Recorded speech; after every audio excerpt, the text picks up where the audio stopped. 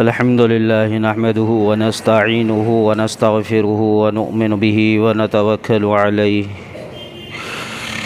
ونعوذ بالله من شرور أنفسنا ومن سيئات أعمالنا ونعوذ بالله من شرور أنفسنا ومن سيئات أعمالنا ونعوذ بالله من شرور أنفسنا ومن سيئات أعمالنا وقال سبحانه وتعالى إن الله وملائكته يصلون على النبي يا أيها الذين آمنوا صلوا عليه وسلموا تسليما اللهم صل على محمد وعلى آل محمد كما صليت على إبراهيم وعلى آل إبراهيم إنك حميد مجيد اللهم بارك على محمد وعلى آل محمد كما باركت على إبراهيم وعلى آل إبراهيم إنك حميد مجيد صدق الله العظيم وصدق رسوله الكريم أما بعد محترم اور دوستو، اللہ تبارک و تعالی نے انسانوں کے زندگی کا جو مقصد ہے، اس مقصد کو نبیوں کے ذریعے، رسولوں کے ذریعے بتلایا کہ اللہ نے انسان کو کس مقصد کے لیے پیدا کیا۔ انسانی زندگی کا مقصد وہ زمین پر ایک رب، ایک اللہ، ایک رب العالمین کو مان کر اس رب کو اپنے زندگیوں میں، اپنے دل میں، اپنے معاشرے میں، اپنے معاملات میں، ہر جگہ اس کے خوف کے ساتھ زندگی کو جینا، یہ انسان اور دنیا میں جو کچھ ہے ان سب کا مقصد ہے کہ ہر ایک اللہ کو مان کر اس اللہ کی عبادت کرے اور اس رب کو رب مان کر اپنے زندگی کی ابتدا بھی کرے اور موت تک اسی پر اپنے آپ کو باقی رہے۔ انسان اپنے زندگی کا مقصد اگر بھول جائے تو اللہ تبارک و تعالی ان انسانوں کو اس زندگی کے مقصد کی یاد دہانی کے لیے اللہ پاک نبی اور رسولوں کو بھیجتے ہیں تاکہ وہ انسان اس مقصد پر لوٹ آئے جس کے لیے اللہ نے انہیں پیدا کیا۔ سب سے آخری نبی محمد رسول اللہ صلی اللہ علیہ وسلم ہیں، جو ہمارے قیامت تک کے آنے والے انسانوں کے نبی اور رسول ہے۔ اب یہ نبوت کا دور، نبوت کا سلسلہ اللہ رب العالمین نے محمد رسول اللہ پر مکمل کر دیا ہے۔ اب نبی کوئی نہیں آئے گا۔ اب آخری میں قیامت کے قریب حضرت عیسیٰ علیہ نبی علیہ السلام آئیں گے، حضرت مہدی رضی اللہ تعالیٰ عنہ آئیں گے۔ عیسیٰ علیہ السلام کب آئیں گے، کیوں آئیں گے، اس کو بھی واضح طور سے بتلا دیا کہ وہ زمین کے اوپر دجال کو ختم کرنے کے لیے عیسیٰ علیہ السلام آئیں گے، مہدی رضی اللہ تعالیٰ عنہ آئیں گے، کہاں آئیں گے، کیسے آئیں گے، اس کو بھی بتلا دیا کہ وہ مکہ سے ظاہر ہوں گے۔ مہدی رضی اللہ تعالیٰ عنہ یہ نبی علیہ السلام کے نسل سے آئیں گے، حضرت فاطمہ رضی اللہ تعالیٰ عنہ کے نسل سے آئیں گے، اور وہ دنیا کے کسی خطے میں پیدا نہیں ہوں گے بلکہ وہ آئیں گے مکہ یا مدینہ سے۔ مکہ میں جب وہ ظاہر ہوں گے تو لوگ ان کے ہاتھ پہ بیعت کریں گے، ان کے نشانیاں بتلائیے کہ ان کا نام نبی علیہ السلام کے نام پر ہوگا، ان کے والد کا نام نبی علیہ السلام کے والد کے نام پر ہوگا، اور وہ مکہ میں آئیں گے۔ وہ خود جو ہے اپنے آپ کو مہدی ہونے سے انکار کریں گے، لیکن آخر انہیں ماننا ہوگا کہ وہ مہدی ہے۔ یہ ان کی علامات ہے، یہ ان کے صفات ہے، یہ ان کے نشانیاں ہے، اور یہ آئیں گے بھی اس وقت جب زمین پر ظلم حد سے زیادہ برپا ہو جائے گا۔ اس کے علاوہ کسی اور خطے میں کوئی اگر یہ کہہ دے میں مہدی ہوں تو یہ اس کا دعویٰ جھوٹا ہے، اور اس طرح کسی کو مہدی ماننے کی غلطی اور اس کے باتوں میں آ کر اس کے پیچھے لگنا، یہ اپنے آپ کو ایمان سے خارج کرنا ہے، کفر میں اپنے آپ کو داخل کرنا ہے، ایمان کے حد سے حدود سے باہر نکلنا ہے۔ اس لیے اس بات کو یاد رکھے کہ مہدی کا دعویٰ کرنے والا جو بھی ہوگا جہاں بھی وہ جھوٹا ہوگا۔ مہدی علیہ السلام کی جو نشانیاں بتلائی ہے وہ آئے گے نبی علیہ السلام کی نسل سے، وہ پیدا ہوں گے، مکہ مدینہ میں ظاہر ہوگے، اور وہ آئیں گے اس وقت جب کہ زمین پر ہر طرف سے انصاف ختم ہو جائے گا، عدل اور انصاف کہیں نظر نہیں آئے گا، ظلم حد سے زیادہ ہوگا۔ ان کا نام محمد رسول اللہ کے نام پہ ہوگا، اور ان کے والد کا نام ان کے والد کے نام پر ہوگا۔ عیسیٰ علیہ نبی علیہ السلام ان کے بعد آئیں گے۔ بس ابھی یہ جو سامنے ہے یہ دو چیزیں ہیں آنی، اس کے علاوہ نبوت اور نبی، یہ سلسلہ اللہ نے مکمل کر دیا ہے محمد رسول اللہ کے اوپر۔ اب نبی علیہ السلام کا جو ہم نے کلمہ پڑھا ہے، اس کلمے کو اگر ہم نے حقیقت والے کلمے کے ساتھ حقیقت والا کلمہ اگر ہم نے اس کو اپنے دل میں اور اپنے زبان میں اگر اس کو ظاہر کیا، اپنے اعمال سے، اپنے قول سے، اپنے فعل سے، تو وہ ہمارا کیا ہوا عمل ہی اللہ کے پاس قابل قبول ہوگا۔ اگر ہم نے بغیر ایمان کے، بغیر کلمے کے اگر ہم نے کوئی عمل کر دیا تو وہ اللہ کے پاس عمل قابل قبول نہیں ہے۔ دوسری چیز، اگر کوئی انسان ایمان کا دعویٰ کرے، کلمے کا بھی دعویٰ کر لے، زبان سے کلمہ پڑھ لے، لیکن عمل سے اور کردار سے اس کی شہادت نہ دے، تو وہ بھی انسان جھوٹا ہے۔ اب یہ دور جو ہے نا قیامت کے قریب جا رہا ہے، یہ سلسلہ جو ہے اب غروب کی طرف دنیا کا جو ہے تو جانا ظاہر ہو چکا ہے، اور زمین جس طرف سے سورج نکالتی ہے مشرق سے، اب مغرب کی طرف سورج ڈوبنے کے قریب ہے، تو جیسے جیسے سورج ڈوبے گا ویسے ویسے زمین کے اوپر اندھیرا آ جاتا ہے۔ ہم اور اپنے آنکھوں سے روزانہ مغرب کے وقت دیکھتے ہیں، جو صبح روشنی ہوتی ہے، جو دوپہر روشنی ہوتی ہے، اور جو شام میں جو روشنی ہوتی ہے، اس میں کتنی تبدیلی آتی ہے۔ جیسی سورج آسمان سے جو ہے ڈوبنے کے لیے اپنے آپ کو لے جاتا ہے، تو زمین کے اوپر اندھیرا آنا شروع ہو جاتا ہے۔ ایسی ہی قیامت کی نشانیوں میں بتلایا ہے کہ قیامت کے قریب جب یہ دنیا جانے لگ جائیں گی، اور جب قیامت کے قریب یہ دنیا لوٹ رہی ہے، چل رہی ہے، جا رہی ہے فنا کی طرف، یعنی یہ مغرب کی طرف یہ دنیا اپنے آپ کو لے جا رہی ہے، اور سورج کی طرح یہ قیامت کی طرح دنیا جو ہے ڈوب رہی ہے، تو ایسی ہی زمین کے اوپر ہر طرح کے فتنے وجود میں آئیں گے، ہر طرح کے حالات وجود میں آئیں گے، حق اور انصاف مٹتے جائے گا، ظلم اور اذیتیں اور لوگوں کے اوپر تشدد یہ بڑھتے جائیں گا، عدل اور انصاف، فرمایا کہ انصاف عدل یہ ختم ہوتے جائے گا۔ جیسے جیسے یہ دنیا جائے گی ویسے ویسے یہ بڑھتے جائیں گا، کم نہیں ہوگا۔ جیسے آج ہم حالات جو دیکھ رہے ہیں، یہ جو سب کچھ ہے یہ قیامت کی نشانی ہے۔ جیسے جیسے دن آئیں گے، 2024 جائے گا، 25 آئیں گا، اس سے بدتر ہوگا، 26 آئیں گا، اس سے بدتر ہوگا۔ گویا یہ آخرت کی طرف جا رہا ہے، اندھیرا ہو رہا ہے، انصاف کم ہوگا، حق کم ہوگا، عدل کم ہوگا، فتنے وجود میں آئیں گے۔ زمین پر ہر ایک انسان اپنے زبان سے کچھ کہے گا اور اعمال اور کردار سے کچھ اور کر لے گا۔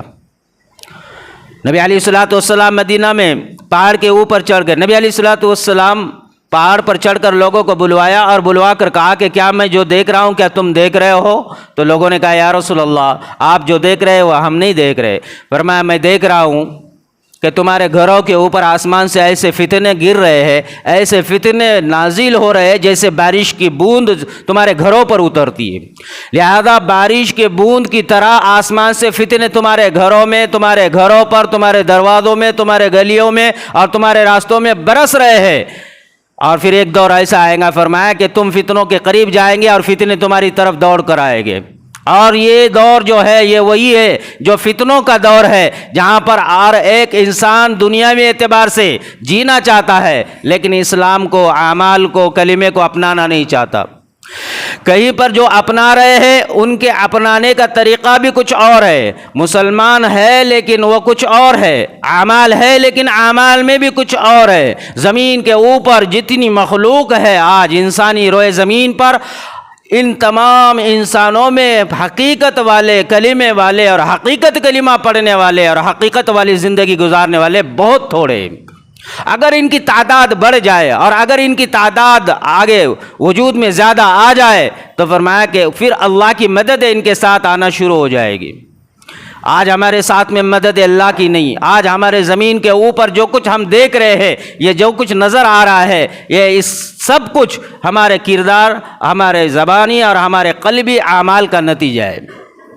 ہم زبان سے کلمے والے ہیں لیکن دل کے اندر کچھ اور ہے۔ ہمارے دلوں کے اندر اگر کلمہ بھی ہے، اگر ہم دعویٰ کریں ہم نے کلمہ پڑھا ہے، تو پھر اعمال ہمارے کچھ اور ہے۔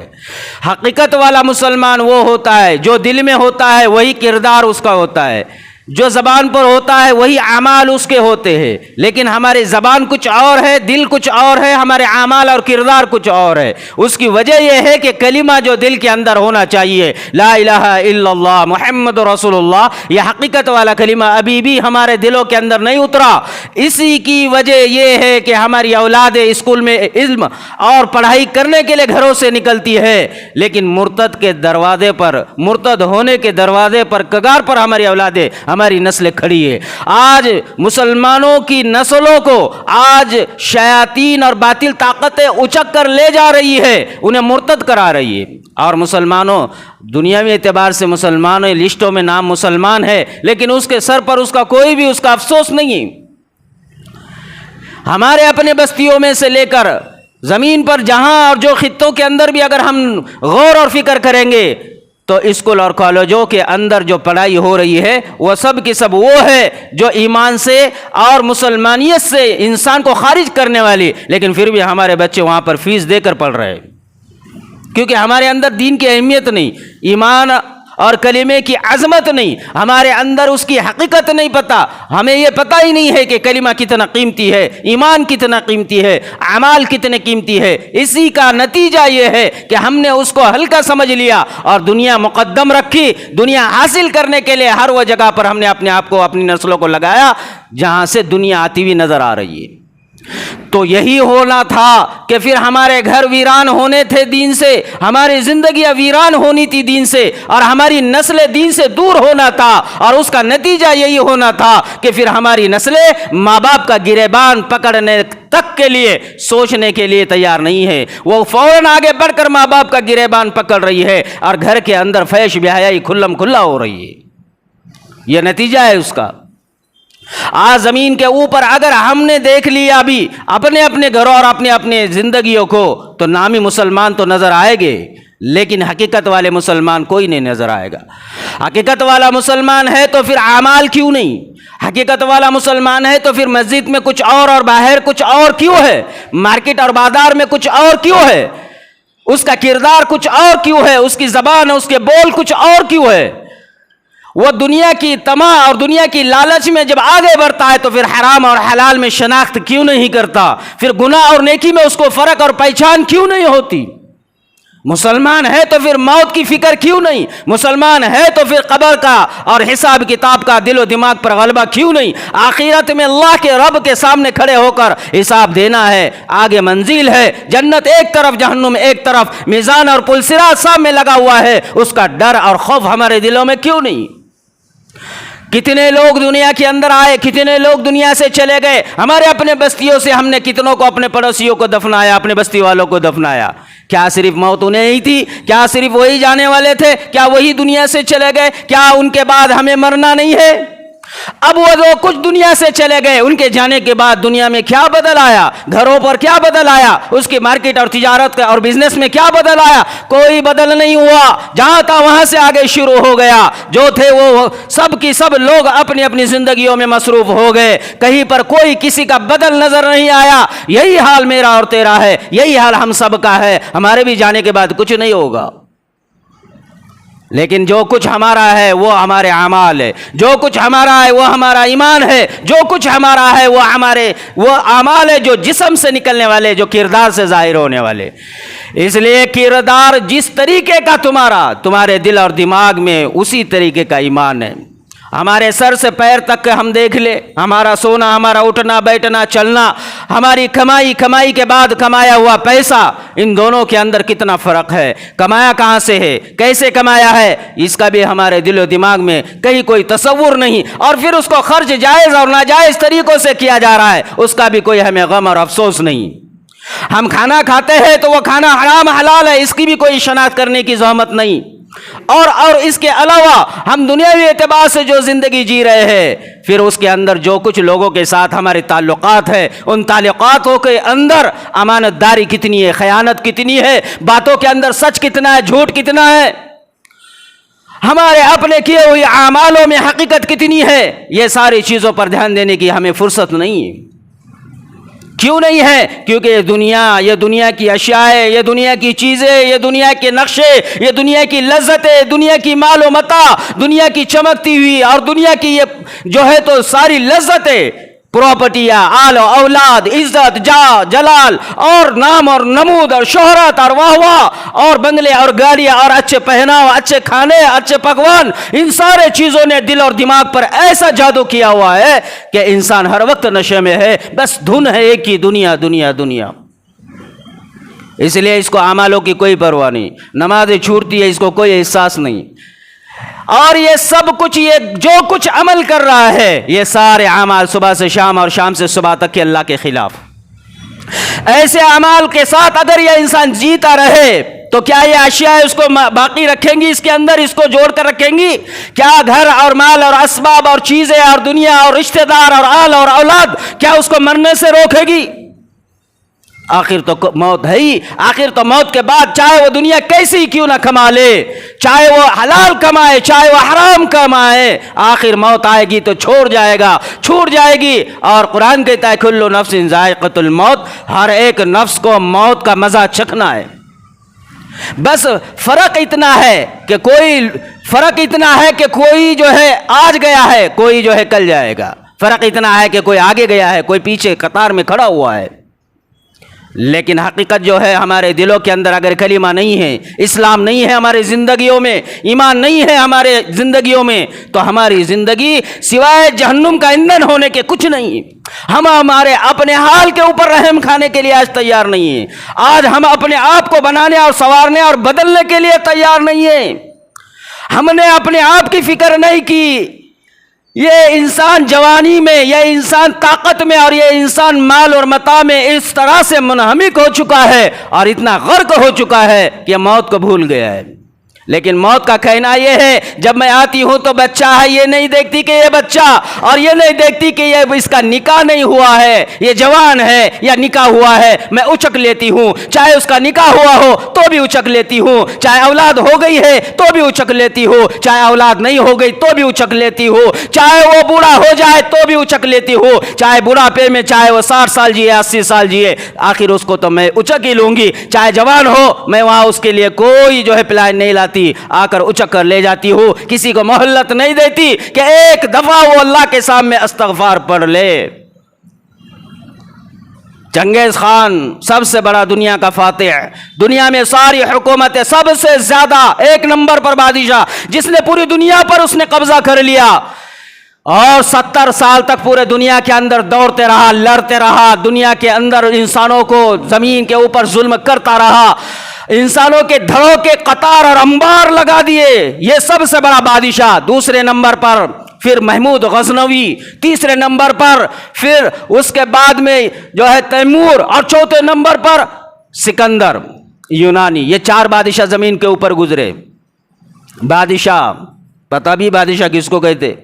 جس کی طاقت، جس کی حکومت روئے زمین کے انسانوں کے علاوہ تمام چیزوں پر اس کی حکومت ہو۔ جیسا آج ہمارے گھر میں رکھی ہوئی ہر اشیاء ہمارے تابع ہے، ہم دیکھ کر خوش ہوتے ہیں یہ ساری چیزیں میری ہے۔ ایک گھر 2 گھر ہے تو ہم یہ دیکھ کر خوش ہوتے ہیں یہ میرا ہے، ایک گاڑی 2 گاڑی ہے تو کہتے ہیں یہ میرا ہے۔ وہ بادشاہ جی ساری اشیاء، ساری مخلوق اس کی غلام اور ساری چیزیں اس کی، اتنی بڑی حکومت حاصل کرنے والا چنگیز خان 70 سال تک پورے دنیا کے اوپر فتنہ برپا کر دیا، 70 سال تک پورے دنیا پر ظلم کرتے رہا، ہر انسان کے گردن کو اس نے اپنے جسم سے الگ کر کے ڈھیر لگاتے رہا، آخرکار 70 سال تک اس نے ساری اشیاء پر قبضہ کیا، سارے زمین پر اس نے حکومت کو بٹھا دیا۔ اب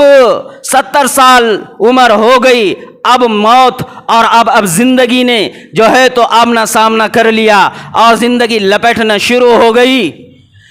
اب حکومت کرنے کا اور تخت سنبھالنے کا، تاج پہننے کا، خوشی منانے کا، دنیا کی لذتوں سے نفع اٹھانے کا، دنیا کی چیزوں سے آرام اٹھانے کا وقت آیا ہے۔ ساری چیزوں کو حاصل کر لیا ہے، اب انہیں استعمال کرنا ہے، اب انہیں ان ساری چیزوں پر اترانا ہے، اب اس پر جو ہے اپنے آپ کو بٹھا کر زمین پر جو ہے تو اپنا جلوہ دکھلانا ہے اور لوگوں کے سامنے عیش و آرام والی زندگی کو ظاہر کرنا ہے۔ اب اس کے دل و دماغ میں یہ سارے خواب، اب تو حقیقت والی زندگی یہاں سے شروع ہے، کیونکہ سب کچھ میرا ہے۔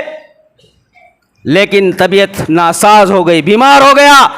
حکیموں کو بلوایا، ڈاکٹروں کو بلوایا، طبیبوں کو بلوایا، روئے زمین کے بڑے بڑے کو بلایا، سب کے سب آئے اور آ کر جب اس کے سامنے بیٹھ گئے تو اس سے کہنے لگ گیا، دیکھو اب جو ہے سب کچھ میری زندگی جتنی تھی میں نے 70 سال لوگوں سے لڑتے لڑتے گزار دی اور میدان میں گزار دی، لہذا اب سب کچھ حاصل کر لیا، اب مجھے ان ساری چیزوں کی لذتیں لینا ہے، ان ساری چیزوں پر اب مجھے جو ہے تو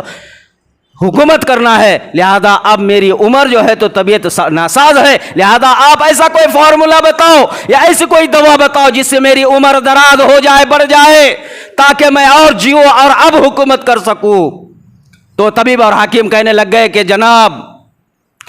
اعظم، اب جو تم کہہ رہے ہو یہ تو زمین کے اوپر ناممکن ہے، کیونکہ زمین کی کوئی بڑی سی بڑی طاقت اور کوئی بڑی سی بڑی دوائیاں تمہاری عمر کو نہیں بڑھا سکتی، کیونکہ عمر جو کچھ رب نے دی ہے اس سے ایک لمحہ ایک سیکنڈ آگے اس کو کوئی کر نہیں سکتا، لہذا تم نے جو جی لیا وہی تمہاری زندگی، اب آگے کیا ہوگا یہ اس کو اندر بڑھوتری کوئی نہیں دے سکتا، لہذا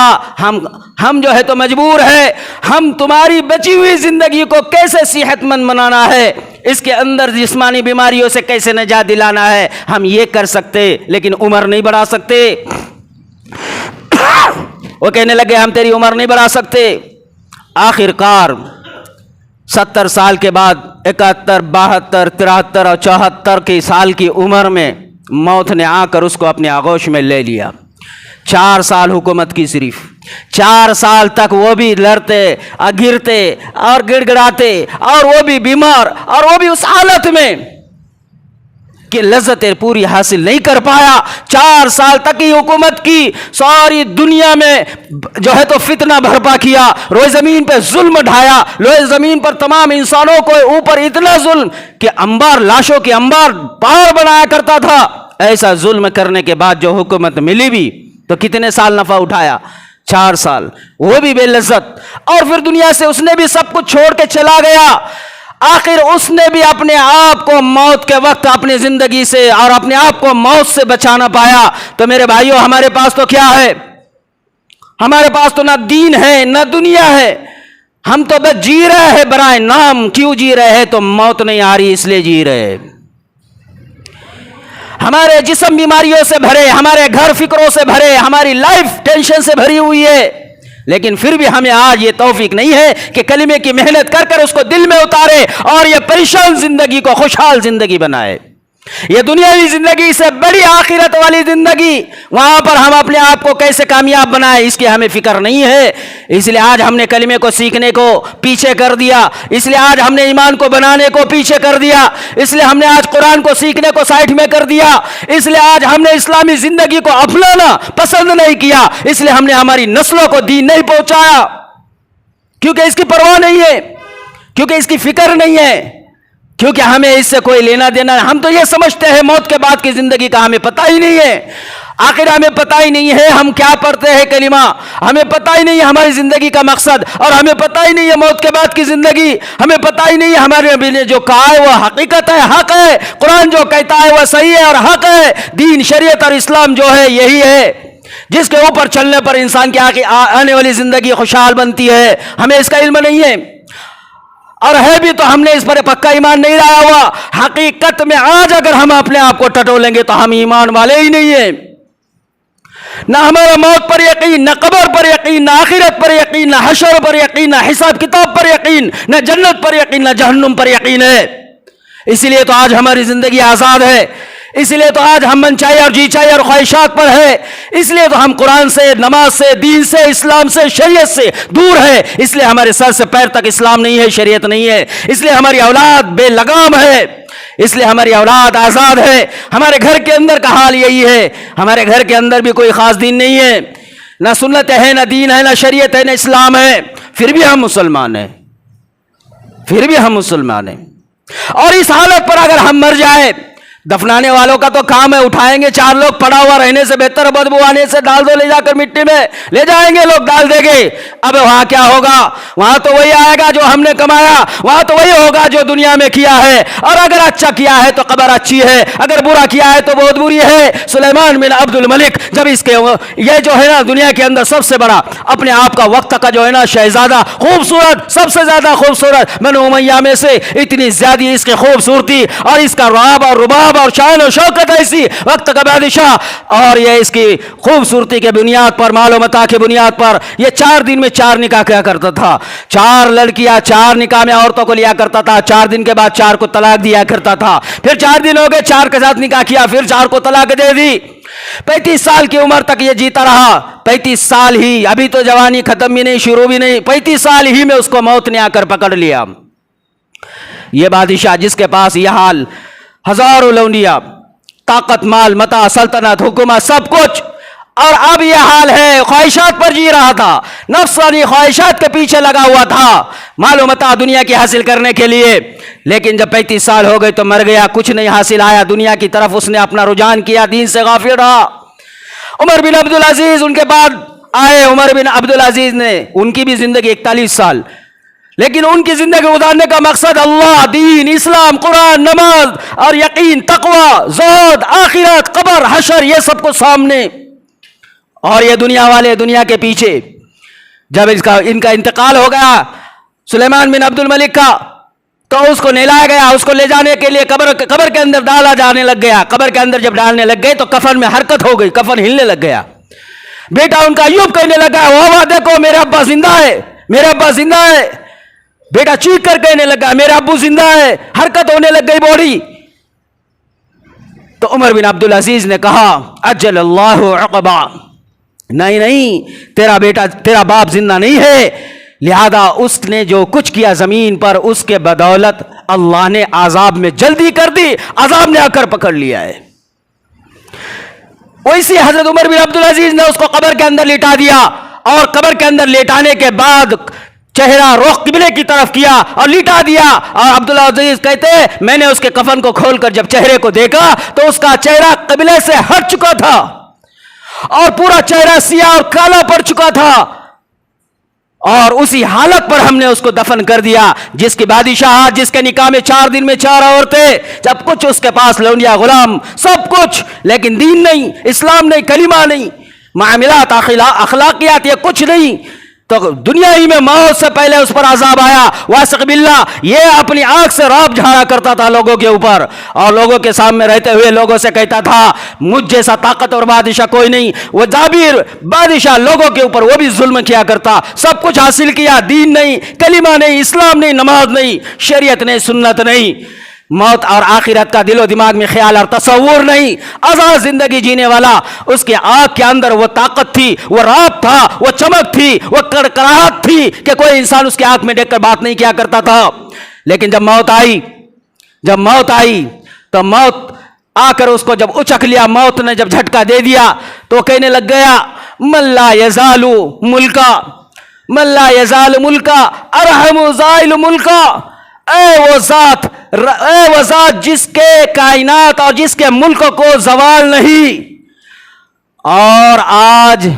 مجھ جیسے بادشاہ جس کا تخت اور تاج اور سلطنت اور حکومت سب کچھ چھوٹ رہا، جو زائل ہو رہے ہیں، اس پر تو رحم کر۔ موت کا وقت کہنے لگ گیا، اے وہ بادشاہ زمین آسمان کے رب جس کی طاقت اور حکومت کو کبھی زوال نہیں، آج مجھ جیسے بادشاہ جس کی حکومت اور طاقت ہے سب کچھ ضائع ہو رہا ہے، مجھ پہ رحم کر۔ اب یہ کہہ رہا ہے، موت آ گئی، پکڑ لیا، اچک لیا، مر گیا۔ مرنے کے بعد لوگوں نے اس کے پیر سے سر تک چادر ڈال دی۔ چادر ڈالنے کے بعد میں لوگوں نے دیکھا، تھوڑی ہی دیر کے بعد میں یہ حال دیکھتے ہیں کہ چہرے کے اوپر چادر ہل رہی ہے۔ لوگوں نے سوچا کہ آخر کیا ہوا ہے، آگے گئے اور آگے جانے کے بعد جب اس کے چہرے پر سے وہ چادر کو نکالا تو کیا دیکھتے ہیں، اس کے چہرے کے اوپر چادر کے اندر چوہا ہے اور وہ چوہے نے اس کے دونوں آنکھوں کو لوچ کر کھا ڈالا ہے، دونوں آنکھوں کو لوچ کر کھا ڈالا ہے۔ اب یہ حال دیکھنے کے بعد لوگوں نے یہ کہا یہ وہ آنکھیں تھی جو سارے انسان اس میں اپنی آنکھ ملا کر بات نہیں کیا کرتے تھے، دیکھو اس کا حال یہ ہے، ابھی قبر میں بھی نہیں لٹایا گیا اس کو، ابھی اس کی منزل آگے کی تو اور آگے ہی ہے، آگے کا حساب کتاب تو آگے ہی ہے، اس کے معاملات اور اخلاقیات کا معاملہ تو آگے ہی ہے، لہذا ابھی اس کا یہ حال ہوا ہے کہ موت سے پہلے اللہ نے یہ بتلا دیا اگر تم زمین پر جی چاہے اور خواہشات اور کبر اور تکبر اور گھمنڈ والی زندگی جیو گے تو موت سے پہلے تمہارے اوپر عذاب آئے گا۔ وہ چوہے وہاں پر آئے کہاں سے؟ اس کے محل کے اندر 37,000 پردے ہوا کرتے تھے، اس کے محل کے اندر اس کے ہیرے اور جواہرات ایسے لٹکائے ہوئے ہوا کرتے تھے جیسے انگور کے گوچے ہوتے تھے۔ اس گھر کے اندر چیٹی کا آنا مشکل سے ہوتا تھا، اس گھر میں چوہا آیا کہاں سے؟ اس رب نے بھیج کر یہ بتلا دیا، دیکھو جی چاہے اور خواہشات کی زندگی جینے پر، زمین کے اوپر اترانے اور آکر کرنے پر، ہم اس طرح سے جو آپ جس پر وہ بہت اترایا کرتا تھا زمین پر، ہم نے حقیر مخلوق سے اس کو ضائع کر دیا۔ یہ سب کچھ ہمارے سامنے ہے، ہمارے آگے ہے اور سب کچھ آگے ہونا ہے۔ اس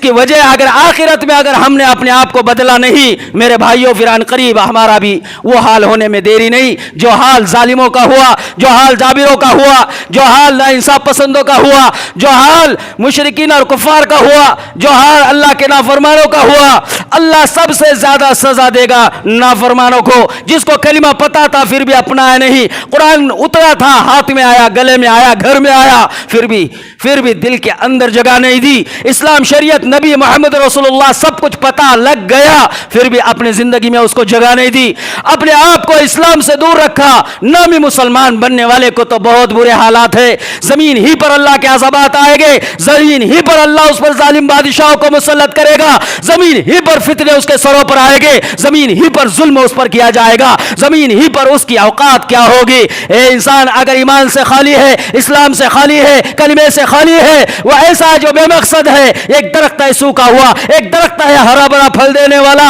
ہرا بھرا اور پھلدار درخت وہ ہے جس کے سینے میں دل میں ایمان ہے، اسلام ہے، شریعت ہے، زندگی میں ایمان ہے، اور وہ سوکھا ہوا درخت ایسا جو نامی مسلمان ہے جس کے دل کے اندر ایمان نہیں، اسلام نہیں، کلمہ نہیں، اب وہ سوکھا ہوا درخت کہاں جائے گا؟ وہ ایندھن بنے گا آگ کا، وہ ایندھن بنے گا آگ کا، وہ ایندھن بنے گا چولہے میں جائے گا، زمین ہی پر ہم اس کو دفن کر دیتے، گاڑ دیتے، جلا دیتے۔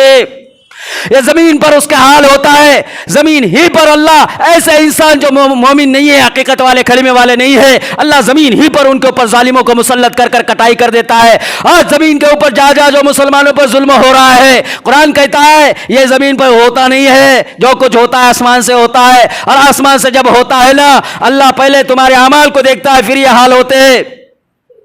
اعمال تمہارے جیسے، پھر اس کے مطابق آسمان سے فیصلے ہوتے ہیں۔ کسی کی کیا مجال، چیٹی کی مجال نہیں ہے وہ کسی کو کاٹ سکے، درخت سوکھا ہوا پتے کی مجال نہیں وہ زمین پر گر سکے، اتنے بڑے انسان آگے بڑھ کر کسی مسلمان پہ ظلم کرے، یہ کہاں سے ہو سکتا، کیسے ہو سکتا؟ یہ تو ہمارے اپنے اعمال ہے جس کی وجہ سے ہم نے نامی مسلمان ہے، نامی مدد ہے، اسی لیے پھر اللہ کے ہمارے ساتھ نہیں، حالات اور دکھ اور پریشانی آئے تو ہم ہائے ہائے کرتے اللہ کے سامنے۔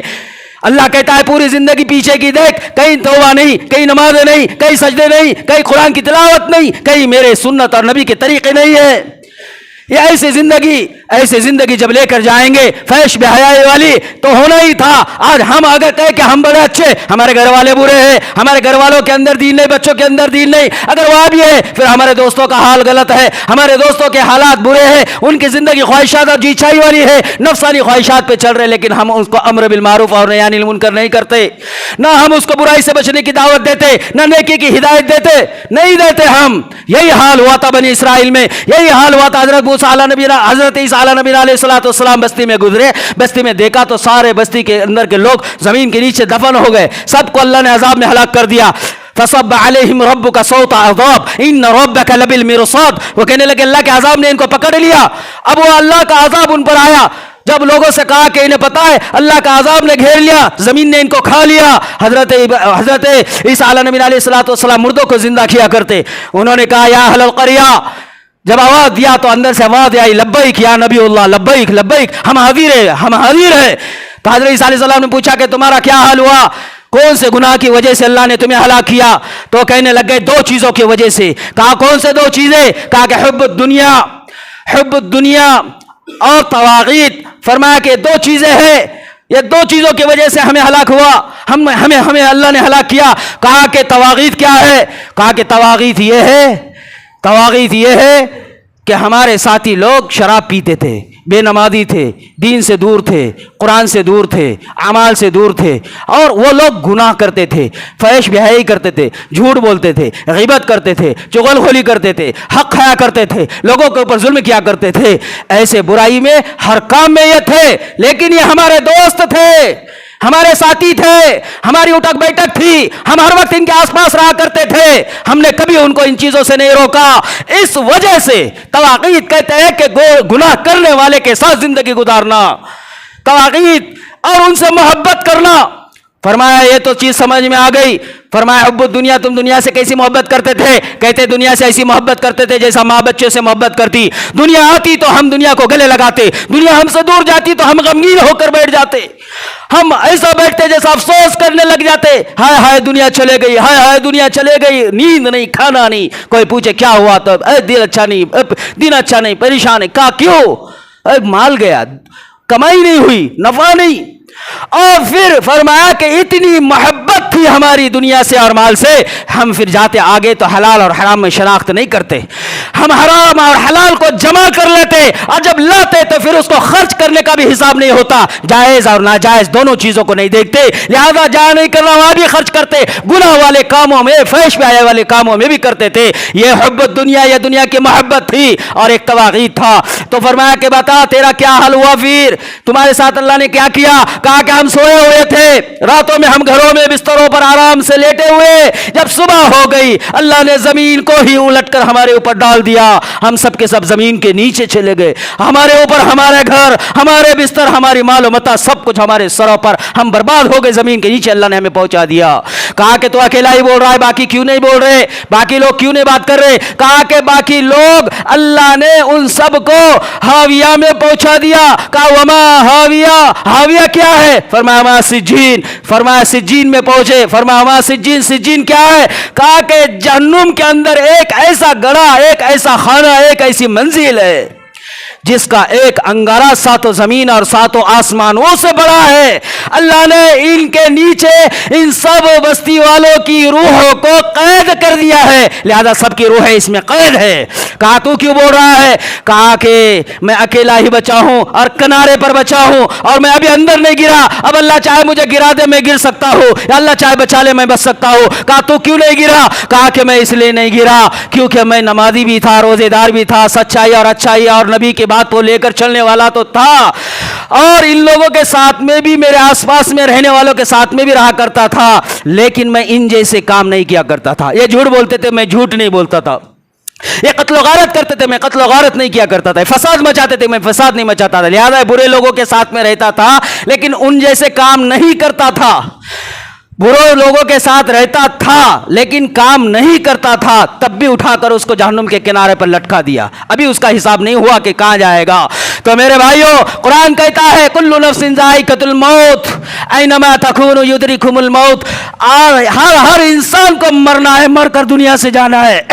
اسی لیے موت سے پہلے کلمے کی محنت کر لو، موت سے پہلے ایمان کی محنت کر لو، اور موت سے پہلے اپنے اسلام اور ایمان کو اپنے اندر اپنانے کے لیے سیکھ لو۔ یہ زندگی سیکھیں گے، جب یہ زندگی سیکھنے میں گزر جائے گی ہماری نسلوں میں دین آئے گا، جب یہ زندگی سیکھنے کے لیے ہم